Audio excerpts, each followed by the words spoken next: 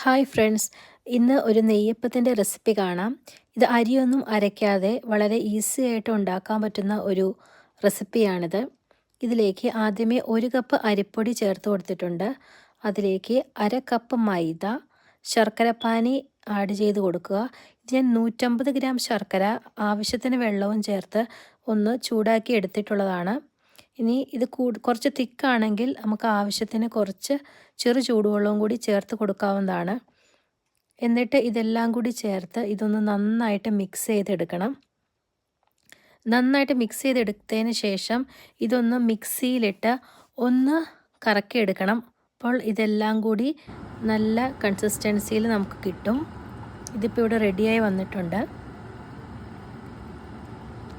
ഇനി ഇതിലേക്ക് നമ്മൾ 2 ടീസ്പൂൺ റവ ചേർത്ത് കൊടുക്കുക. ആവശ്യത്തിന് ഉപ്പ് ചേർത്ത് കൊടുക്കണം. ശർക്കരയിൽ ചിലപ്പോൾ കുറച്ച് ഉപ്പുണ്ടായിരിക്കും, അപ്പോൾ അത് നോക്കിയിട്ട് ചേർത്താൽ മതി. ഇനി ഏലക്കപ്പൊടി, ഞാനിത് പഞ്ചസാരയും കൂടി ചേർത്ത് പൊടിച്ചതാണ്.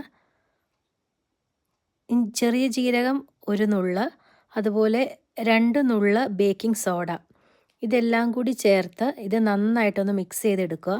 ഇനി ഒരു പാൻ ചൂടാക്കി അതിലേക്ക് ആവശ്യമായ ഓയിൽ ചേർത്ത് നന്നായി ചൂടായി വരുമ്പോൾ കുറച്ച് നെയ്യും കൂടി ചേർത്ത് കൊടുക്കണം.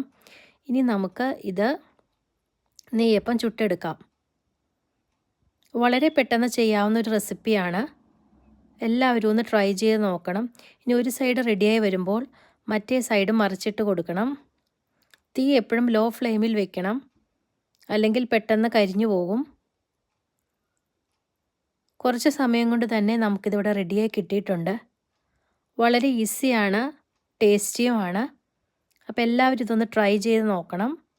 ഈ വീഡിയോ ഇഷ്ടമായെങ്കിൽ നിങ്ങളിത് ലൈക്ക് ചെയ്യുക, നിങ്ങളുടെ ഫ്രണ്ട്സുമായിട്ട് ഷെയർ ചെയ്യുക. എൻ്റെ യൂട്യൂബ് ചാനലൊന്ന് സബ്സ്ക്രൈബ് ചെയ്യുക. Thanks for watching.